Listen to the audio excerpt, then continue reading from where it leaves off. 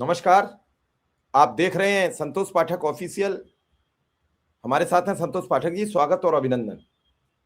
बहुत बहुत धन्यवाद शिव जी।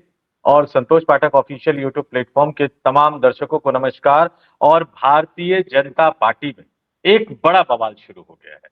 वो बदलाव की बयार तो बह रही थी, लेकिन अब देश के प्रधानमंत्री नरेंद्र मोदी और देश के गृह मंत्री अमित शाह दोनों के बीच में इस बात की रस्साकसी शुरू हो गई है कि कौन अपने आदमी को बचाएगा और कौन दूसरे के आदमी को निपटाएगा। हाँ, ये चौंकाने वाली खबर है। ये लड़ाई तो बीजेपी के अंदर की है, लेकिन हकीकत में ये लड़ाई नंबर 1 और नंबर 2 की है। और बात मैं पत्रकारों की भी करूंगा शिव जी। आज मैं थोड़ा सा समय आपसे लेना चाहूंगा। जी विज्ञापन लेने के लिए विज्ञापन लेने के लिए आप समझ लीजिए, मेरे कई सारे मित्र हैं, मैं माफी के साथ हाथ जोड़ के उनसे माफी मांगता हूं, लेकिन आज मैं इस बात को कहूंगा कि एक राज्य में जो भी सवाल उठाता है उस पर आप मुकदमे दर्ज करवा देते हैं, उसको परेशान करने लग जाते हैं।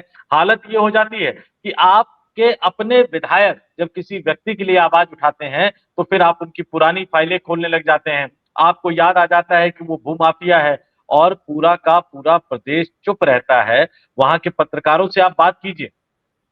कुछ लोग तो अपनी नौकरियों की मजबूरी की वजह से आपसे बात नहीं कर सकते पब्लिकली, लेकिन इसके बावजूद वो सोशल मीडिया पर एक अभियान चलाए हुए हैं। बाकी 90% से ज्यादा पत्रकार, माफ कीजिएगा शिव जी, 90% से ज्यादा पत्रकार डर कर चुप होकर बैठ गए हैं। उनसे बोला नहीं जा रहा है। वो प्रेस क्लब की राजनीति करेंगे, वो विज्ञापन की राजनीति करेंगे क्योंकि विज्ञापन लेना है, लेकिन असली मुद्दों की राजनीति नहीं करेंगे। दिल्ली में भी कोई आवाज नहीं उठाता क्योंकि ये मामला एक बड़े नेता से जुड़ा हुआ है। और उत्तराखंड में तो वैसे ही अगर आप आवाज उठाओगे तो आपके लिए दिक्कतें खड़ी हो जाएंगी क्योंकि ये मामला मुख्यमंत्री से जुड़ा हुआ है। लेकिन बीजेपी में एक बड़ा घमासान, और शिव कुमार मिश्रा और संतोष पाठक ये खबर आपके सामने लेकर आए हैं। कमेंट इसलिए जरूर कर दीजिएगा, हमारी बहादुरी को सलाम मत कीजिएगा क्योंकि हम तो सर अपना दे ही चुके हैं ओखली में। लेकिन कमेंट करके जरूर बताइएगा कि भैया ये खबर आपको दिल्ली से लेकर उत्तराखंड तक कहीं नजर आ रही है। एक दो लोगों को छोड़कर, एक दो बहादुर पत्रकारों को छोड़कर कोई उठाता हुआ इसको नजर आ रहा है। बाकी पत्रकारों के बारे में आपको जो कहना है, जो समझना है वो समझ लीजिए, वो कह लीजिए। हमेशा की तरह शुरुआत शिव जी करेंगे और उसके बाद में एक एक करके तथ्यों को आपके सामने रखूंगा। और प्रधानमंत्री नरेंद्र मोदी के करीबी आदमी को अमित शाह ने कैसे हड़काया ये भी मैं आपको बताऊं। देर रात एक मैसेज आया उत्तराखंड के एक बीजेपी के पूर्व मंत्री रहे विधायक अरविंद पांडे के घर। पूर्व सीएम रावत जी और अनिल बलूनी जी 14:15 पर पहुंचेंगे और 13:15 तक 1 घंटे वो उनसे बातचीत करेंगे एकांत में। उसमें लिखी थी लाइन, ये लेटर में लिखी थी। सुबह उन्हें निकलना था, एकाएक ये प्रोग्राम कैंसिल हो जाता है। तो क्यों तो वो जा रहे थे, पहला सवाल। क्यों प्रोग्राम कैंसिल किया, दूसरा सवाल। और तीसरा सवाल कि अरविंद पांडे पिछली सरकार में धामी के में भी मंत्री थे, त्रिवेंद्र सरकार में भी मंत्री थे, तीरथ सिंह सरकार में भी मंत्री थे अरविंद पांडे। तो वो भूमाफिया कैसे हो गए? और भूमाफिया है तो बीजेपी ने दोबारा टिकट क्यों दी और फिर वो दोबारा विधायक चुने क्यों गए? उनके मकान की पैमाइश हो गई है, और पैमाइश इसलिए हो गई कि वहां एक किसान ने जान दे दी। वो किसान के समर्थन में खड़े हो गए हैं। अधिकारियों से वो कह रहे हैं कि ये तो धामी की टीम है, कुछ भी करे, न्याय दे ना दे। उनका ये विरोध धामी को पच नहीं रहा है क्योंकि धामी सरकार इस समय बैकफुट पर चल रही है। अंकिता भंडारी को लेकर पूरे प्रदेश में आग लगी हुई है और अंकिता भंडारी पर कांग्रेस ने उन्हें बैकफुट पर खड़ा कर दिया। कल गृह मंत्री अमित शाह के सामने भी नारेबाजी हुई, और जब गृह मंत्री अमित शाह के सामने नारेबाजी हो जाए तो कितना नागवार गुजरा होगा वो सबसे पावरफुल मंत्री पर कि मेरे गृह मंत्रालय के होते हुए मेरे फोर्स के सामने मुझे भला बुरा कहा गया है। कहीं ना कहीं उन्हें भी लगा कि इसमें दोष अरविंद पांडे का भी है। तो किसने डांटा? क्यों अनिल बलूनी भी नरेंद्र मोदी के खास लोगों में गिने जाते हैं। रावत जी 3.5 वर्ष मुख्यमंत्री रहे हैं, तो अब ये पूरा मामला कैसे पलटा, कैसे बना, कैसे बिगड़ा, क्यों अरविंद पांडे एकाएक भूमाफिया हो गए, भारतीय जनता पार्टी के विधायक हैं, क्या बोलने की आजादी खत्म हो जाएगी? अभी आपने बीते दिनों देखा कि बदलापुर के विधायक रमेश मिश्रा ने कहा कि योगी आदित्यनाथ अगर मुख्यमंत्री रहेंगे उत्तर प्रदेश के तो बीजेपी 50 सीटों पर सिमट जाएगी। 1.5 महीने बाद वो उनके तेवर बदल गए, वो मुख्यमंत्री से मिलकर उन्होंने क्षमा याचना कर ली। कई ऐसे उदाहरण हैं। तो क्या धामी भी चाहते हैं कि अरविंद पांडे मुझसे माफी मांगे? कई सवाल हैं यहां। संतोष जी, क्या वजह है आखिर? देखिए, क्या भाजपा का बुरा वक्त आने की शुरुआत हो गई? जिस तरीके से धर्म से आई हुई भाजपा क्या धर्म से जाएगी? पहली बार 19 वर्ष बाद अब शंकराचार्य एक मंच पर इकट्ठे होने जा रहे हैं, और जब सभी शंकराचार्य इकट्ठे हुए, मैं एक एक उदाहरण बता देता हूं। पहले करपात्री जी महाराज पर कांग्रेस की सरकार ने लाठीचार्ज कराया, उसके बाद अभिमुक्तेश्वरानंद जी पर अखिलेश सरकार में लाठीचार्ज हुआ है, तो नहीं प्रदेश में। अब योगी सरकार के द्वारा फिर अभिमुक्तेश्वरानंद पर लाठीचार्ज। तो क्या अब बुरा दौर शुरू हो रहा है? अंतर द्वंद्व शुरू हो चुका है, केवल परिणाम आने बाकी है? देखिए शिव जी, मैं तो सीधे सीधे कहूंगा कि देश के हिंदुओं को ये सोचना होगा, चाहे कोई भी वजह रही हो, मैं फिर से दोहराता हूं, चाहे कोई भी राजनीतिक वजह रही हो, अगर किसी की शिखा खींचकर उसको मारा जाएगा, शंकराचार्य का अपमान किया जाएगा, उस व्यक्ति की सरकार अगर दोबारा वापस आएगी तो माफ कीजिएगा, मुझे ये कहना पड़ेगा कि इस देश के हिंदुओं में अब आत्मसम्मान नाम की कोई चीज नहीं बची है। लेकिन एक बात मैं हमेशा कहता हूं, राहत इंदौरी साहब ने जो कहा था, लगेगी आग तो आएंगे घर कई जद में। शिव जी, लगेगी आग तो आएंगे घर कई जद में, यहाँ पे सिर्फ हमारा मकान थोड़ी है। तो राष्ट्रीय स्वयंसेवक संघ के साथ बैठक करके जो राम मंदिर आंदोलन चलाया करते थे, वो सब एक एक करके निशाने पर आ रहे हैं, और अब तो भारतीय जनता पार्टी के अपने विधायक निशाने पर आ रहे हैं। उसके बारे में विस्तार से बताऊंगा, लेकिन पहले सिर्फ दो चीजें क्लियर कर देता हूं। उत्तराखंड, उत्तराखंड वो राज्य जहां भारतीय जनता पार्टी के मुख्यमंत्री, सिटिंग मुख्यमंत्री, शिव जी मैं फिर से दोहरा देता हूं, उत्तराखंड के सिटिंग मुख्यमंत्री, जो मुख्यमंत्री पद के दावेदार उम्मीदवार भी थे, 2022 के विधानसभा चुनाव में अपनी विधानसभा सीट खटीमा से चुनाव हार गए।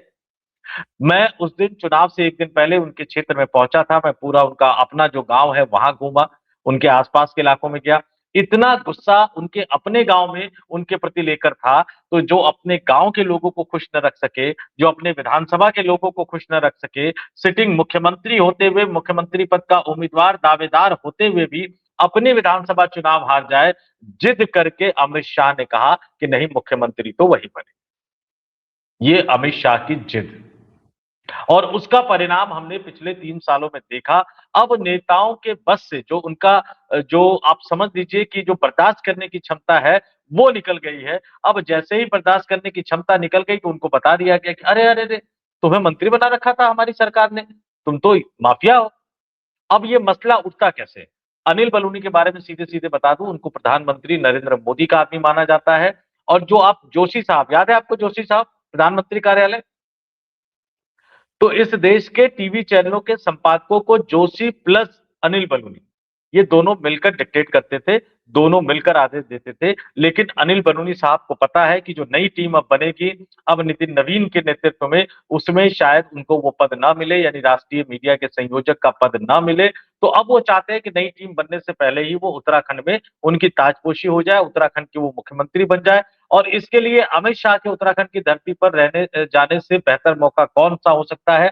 अमित शाह उत्तराखंड की धरती पर है, कई सारे कार्यक्रम है, लेकिन बाबा रामदेव के हॉस्पिटल का भी कुछ उद्घाटन करने का कार्यक्रम है। अब ये बात मैं दर्शकों को छोड़ता हूं कि मुझे ये बता दें कि पिछले 11-12 सालों में, या मान लीजिए 19 के बाद जब वो गृह मंत्री बने, तो अमित शाह ने कितने सरकारी अस्पतालों का उद्घाटन किया और कितने प्राइवेट अस्पतालों का उद्घाटन किया, ये दर्शक खुद सोच ले, समझ ले। उस पे तो फिलहाल अभी मैं नहीं जाऊंगा, लेकिन ये मौका देखा गया। और इस मौके को देखकर यह फैसला किया गया कि अब हम मुख्यमंत्री पुष्कर सिंह धामी के खिलाफ खड़े हो जाएंगे। उनको लगा कि अमित शाह बैकफुट पर जाएंगे। आपने जो नारेबाजी का जिक्र किया, उनको लगा अमित शाह पीछे चले जाएंगे, लेकिन अमित शाह तो पीछे गए नहीं और फिर बड़ा खेल हो गया। मैं पूरी तौर पर दर्शकों को बता देता हूं कि उत्तराखंड में ये पूरा मामला आया कहां से, उठकर आया कहां से। देखिए, प्रदेश में बीते दिनों जो है काशीपुर के किसान सुखवंत सिंह के आत्महत्या के मामले को लेकर एक बड़ा बवाल खड़ा हुआ है। तो उन्होंने सुखवंत सिंह के आत्महत्या मामले को लेकर सीबीआई जांच की मांग की। साथ ही काशीपुर के व्यवसायी अनूप अग्रवाल के लापता होने और दीपक मेहता की आत्महत्या के प्रकरण की भी सीबीआई जांच कराने की मांग की। अब अपनी ही सरकार में उनके ही विधायक सीबीआई जांच की मांग करे, ये आला कमान माननीय महामहिम मुख्यमंत्री को कैसे बर्दाश्त हो सकता है? तो फिर उनके ऊपर कार्रवाई शुरू हो गई। कार्रवाई, तमाम दर्शकों को पता है कि राजस्व विभाग ने उन पर सरकारी भूमि पर अतिक्रमण के मामले में नोटिस भेजकर अतिक्रमण हटाने को कहा है। इसके साथ ही उनके भाई पर एक मुकदमा दर्ज हो गया है। कई तरह के मामले एक के बाद एक उन पर दर्ज होते जा रहे हैं। आने वाले दिनों में निश्चित तौर पर मान लीजिए कि कई और मामले उन पर दर्ज होंगे। अनगिनत मामले उन पर दर्ज होते जा रहे हैं और ये सब सरकार को याद कब आई, जब उन्होंने अपनी ही सरकार के खिलाफ कई मामलों में सीबीआई जांच की मांग की। अंकिता भंडारी हत्याकांड में जिस तरह से धामी साहब को झुकना पड़ा सीबीआई जांच की मांग को लेकर, और आज तक ये सवाल उठ रहा है कि आखिर वो वीआईपी कौन है। तो जब अमित शाह उत्तराखंड की धरती पर थे, तो भैया उत्तराखंड के बड़े-बड़े दिग्गज नेताओं ने, और ये देखिए बड़ा दिलचस्प देखिए कि अनिल बलूनी कितनी खामोशी से वो पुष्कर सिंह धामी के भी करीबी होने की कोशिश करते हुए नजर आते हैं। वो जो त्रिवेंद्र सिंह रावत है उनके करीबी भी होने की कोशिश करते हुए नजर आते हैं। उत्तराखंड में तमाम पूर्व मुख्यमंत्रियों को भी वो साथ लेने की कोशिश करते हुए नजर आते हैं और उत्तराखंड में विधायकों के कई गुट को भी वो साथ लेने की कोशिश करते हुए नजर आते हैं। जैसे बिहार में कहा जाता है कि नीतीश कुमार सबके हैं, वैसे उत्तराखंड में भी कहा जाता है कि अनिल बलूनी सबके। लेकिन अंदर ही अंदर तो सब जानते हैं ना शिव जी, अंदर ही अंदर सब जानते हैं। और इस बात को बड़े तथ्यों के साथ और जिम्मेदारी के साथ कहता हूं, हालांकि वो मेरे बॉस भी रहे हुए हैं समाचार प्लस में, उमेश कुमार, जो कि विधायक है उत्तराखंड के। बड़ी दिलचस्प बात, उन्होंने स्टिंग किया। उनके स्टिंग की वजह से त्रिवेंद्र सिंह रावत को हटना पड़ा। त्रिवेंद्र सिंह रावत जो है वो ने उनको जेल भेजा। कई तरह के आरोप लगाए जाते हैं, दोनों के बीच में लड़ाई है। लेकिन आप देखिए कि अनिल बलूनी जो है वो त्रिवेंद्र सिंह रावत के भी दोस्त है, उमेश कुमार के दोस्त भी हैं और पुष्कर सिंह धामी के दोस्त भी हैं। और जिन त्रिवेंद्र सिंह रावत को हटाने में उमेश कुमार ने महत्वपूर्ण भूमिका निभाई, समय आया तो वही वही अनिल बलूनी जो है वो उन्हीं त्रिवेंद्र सिंह रावत के साथ मिल रहे हैं। और बिल्कुल आपने जिक्र किया कि उनको आज जो था वो त्रिवेंद्र सिंह रावत के साथ। त्रिवेंद्र सिंह रावत हरिद्वार के विधायक हैं, माफ कीजिएगा, त्रिवेंद्र सिंह रावत हरिद्वार के सांसद है और ये वही लोकसभा सीट है जहां से उमेश कुमार सांसदी का चुनाव लड़ना, सांसद बनना चाहते हैं इसी सीट पे। अब आगे आ जाइए आप, तो उनके साथ अनिल बलूनी को जाना था, उनके साथ मदन कौशिक को जाना था जो कि विधायक है और उत्तराखंड बीजेपी के अतीत में अध्यक्ष रह चुके। इन तमाम लोगों को जाना था। अमित शाह उत्तराखंड की धरती पर मौजूद थे। वो लगातार अलग अलग कार्यक्रमों में गायत्री परिवार और गीता प्रेस और बाबा रामदेव, इनके कार्यक्रमों में, इनके संस्थानों के कार्यक्रमों में, अलग अलग कार्यक्रमों में थे। अगर ऐसे दिन आज जो है ये तीनों नेता जो हैं वो अरविंद पांडे के घर पर चले जाते तो बवाल खड़ा हो जाता। कहा जा रहा है कि आला कमान, और आला कमान का मतलब सीधे सीधे ये कहा जा रहा है बीजेपी के सर्कल में कि अमित शाह के हस्तक्षेप करने के बाद ये यात्रा त्रिवेंद्र सिंह रावत और अनिल बलूनी को कैंसिल करनी पड़ी। लेकिन सीधे सीधे बताऊं, उत्तराखंड की हालत ये हो गई है कि पिछले कई सालों से ढंग से सही तरीके से उत्तराखंड भाजपा के कोर कमेटी की बैठक नहीं हो रही है। 3 महीने में होने वाली संगठन की समन्वय बैठक भी बार बार टलती जा रही है। और पिछली बार जो समन्वय बैठक हुई थी जिसमें त्रिवेंद्र रावत कुछ ही मिनट में बाहर आ गए थे और अनिल बलूनी गए ही नहीं थे, यानी सब कुछ उत्तराखंड भाजपा में ठीक ठाक नहीं चल रहा है। और अब चिंगारी सुलग गई। फिलहाल तो अमित शाह ने रोक दिया, फिलहाल तो अमित शाह ने डांट फटकार के रोक दिया, लेकिन ये कब तक रुके रहेंगे ये कहा नहीं जा सकता, क्योंकि प्रधानमंत्री भी तो चाहेंगे कि भैया जिसने उनकी मदद की गुजरात के मुख्यमंत्री रहने के दौरान, जिनको उन्होंने भारतीय जनता पार्टी के राष्ट्रीय मीडिया का राष्ट्रीय संयोजक बना दिया, जिनको उन्होंने लोकसभा चुनाव लड़वा के सांसद बनवा दिया, कम से कम अपने प्रभाव के खत्म होने से पहले एक बार उनको मुख्यमंत्री भी तो बनाई। तो ये लड़ाई आने वाले दिनों में और ज्यादा बढ़ने वाली है शिव जी। अब देखा जाएगा क्या लड़ाई बढ़ेगी क्या नहीं बढ़ेगी, लेकिन एक बात तो तय है कि अंदरूनी द्वंद्व युद्ध इतनी तेजी पर है। उत्तर प्रदेश की तरफ आओ तो उत्तर प्रदेश में है, मध्य प्रदेश की तरफ जाओ तो मध्य प्रदेश में है। अच्छा, सत्ता का नशा भी होता है, सत्ता एक दिन ऊपर नीचे होती है, और सत्ता में जो भरोसा है वो डगमगाता रहता है। इस बार ये भरोसा देखना है कि आखिर किसका कामयाब होता है, कौन इस भरोसे को जीत पाता है। लेकिन एक बात तो तय है कि अगर सारे लोग ये भरोसा बचाने में नाकाम दिख रहे हैं, भजनलाल शर्मा पर राजस्थान में आरोप है कि वो ठीक नहीं काम कर रहे हैं, मोहन यादव पर मध्य प्रदेश में आरोप है, उत्तर प्रदेश में योगी आदित्यनाथ की आए दिन खबरें आती रहती हैं कि अब हटे और तब हटे। अगर कोई नहीं है किसी विवाद में तो एक नाम आता है मेरी समझ में, हेमंता विश्व शर्मा। अंदरूनी उनकी कुछ बात होती है तो अलग बात है, अभी उनकी खुल के कोई बात सामने नहीं आती है, ना कोई चेहरा नजर आ रहा है। अब कौन बचे? धामी को लेकर कई बार ये बात आ चुकी है, नायब सिंह सैनी को लेकर रोज खबरें आ जाती हैं, वहां तो केंद्रीय मंत्री रोज रूठ जाते हैं, वो कभी कैबिनेट की बैठक में नहीं जाती हैं, उनकी बिटिया कभी कहीं नहीं जाती हैं। और बचे कौन से? नीतीश कुमार जब चाहते हैं तब कुछ न कुछ नई न्यूज दे देते हैं। ऐसे में ये सब बताइए आखिर अरविंद का दोष क्या? अरविंद पांडे का ये दोष है कि उन्होंने सवाल उठाया, या कुछ और दोष नजर आया जो अब भूमाफिया हो गए? देखिए, दोस्त तो सिर्फ इतना ही है, दोस्त तो सिर्फ इतना ही है कि उन्होंने सवाल उठाया। इसके अलावा तो और कोई दोस्त तो फिलहाल नजर आ नहीं रहा। अगर ये सारे मामले थे तो पहले कार्रवाई होनी चाहिए, और अगर इतनी तेजी से मुख्यमंत्री साहब का मन बदल गया है तो फिर ऐसे बहुत सारे कई और विधायक भी होंगे, तब तो उनको ये भी बता देना चाहिए कि वो वीआईपी कौन है। और देखिए, उत्तराखंड की राजनीति में 3 बड़े फैक्टर हैं, आप माने या ना माने, आप उसको नकार नहीं सकते। बीजेपी एक फैक्टर है, कांग्रेस एक फैक्टर है, और निर्दलीय विधायक उमेश कुमार एक फैक्टर है, जो पिछले विधानसभा चुनाव में कुंवर प्रणव चैंपियन जैसे बड़े दिग्गज नेता के परिवार को हराकर विधायक बने, निर्दलीय विधायक बने, और 2024 का लोकसभा चुनाव भी उन्होंने लड़ा, हरिद्वार से लड़ा। त्रिवेंद्र सिंह रावत जीत तो गए, कांग्रेस पार्टी नंबर 2 पर रही, लेकिन निर्दलीय के तौर पर उन्होंने अपना संगठन बना रखा है। लेकिन निर्दलीय मानिए 89,958 वोट वो लेकर आए, और ये तय मानिए कि जितना मैं उनको जानता हूं, अगला लोकसभा चुनाव भी वो हरिद्वार से लड़ेंगे, और फिर रावत साहब के लिए कई तरह की दिक्कतें खड़ी हो जाएगी। तो बड़ी उलझी हुई स्थिति है। पिछले विधानसभा चुनाव के समय शिव जी, बीजेपी को लगा कि मामला गड़बड़ा सकता है, तो कैलाश विजयवर्गीय को आनन फानन में उत्तराखंड भेजा गया। और कैलाश विजयवर्गीय मतलब आनन फानन में उत्तराखंड भेजा गया, तो दर्शक समझ गए होंगे कि क्यों भेजा गया होगा, ताकि सीट गड़बड़ हो तो थोड़ा बहुत इंतजाम किया जाए। लेकिन बहुमत बीजेपी को मिल गया, और उसके बाद विधानसभा चुनाव हारने के बावजूद भी धामी को मुख्यमंत्री अमित शाह ने बना दिया। अब आपने तमाम राज्यों का जिक्र किया, हेमंता बिस्व शर्मा के खिलाफ बगावत इसलिए नहीं है क्योंकि हेमंता बिस्व शर्मा को जो मिला है वो उन्होंने अचीव किया है। शिव, आप उनसे सहमत हो सकते हैं, उनके तरीकों से असहमत हो सकते हैं, लेकिन मैं असम गया हुआ हूं और मैंने देखा है कि कांग्रेस की सरकार में भी जब गौरव गोगोई के पिता जब मुख्यमंत्री हुआ करते थे, जब वो कांग्रेस के नेता हुआ करते थे, तो उनको सुपर चीफ मिनिस्टर माना जाता था। शिव, और बीजेपी जब सत्ता में, जब से वो मुख्यमंत्री बने या जब से वो बीजेपी में आए, पूरे नॉर्थ ईस्ट में बीजेपी को चुनाव जितवाने में हेमंता बिस्व शर्मा ने एक महत्वपूर्ण भूमिका निभाई है, और इसलिए उनके खिलाफ कोई बोलने की हिम्मत नहीं कर सकता।